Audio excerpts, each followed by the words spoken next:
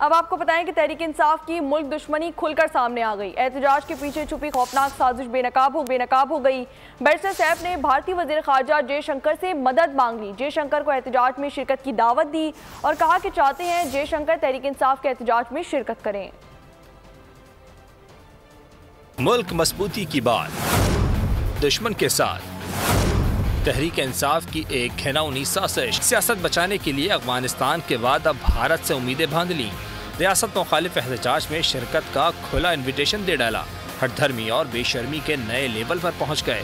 Barrister Saif ने कहा, जयशंकर जरूर पाकिस्तान आए, हम इन्हें वेलकम करते हैं। जयशंकर साहब जरूर आए, हिंदुस्तान से, भारत से आए, हम उन्हें वेलकम करते हैं, हम उनको खुशामदीद कहते हैं। बैरिस्टर सैफ ने ये तक कह दिया, आएं और पाकिस्तान के लिए हमारे साथ शामिल हो जाएं। और हम उनको ये कहते हैं कि आप भी आएं, हमारे एहतजाज में शरीक करें। उधर लीग के रहनुमा इरफान सिद्दीकी ने फितना फसाद गिरोह को वाज़े कर दिया। कहा, बेहतर होगा PTI जयशंकर को 200 से ज्यादा दिफाई तंसीबात और शोहदा के तबाहशुदा मज़ारों पर भी ले जाए, ताकि PTI और भारत हमेशा के लिए लाजवाल रिश्ते में बंध जाएं। सब्सक्राइब करें और बेल दबाएं ताकि कोई खबर रह न जाए।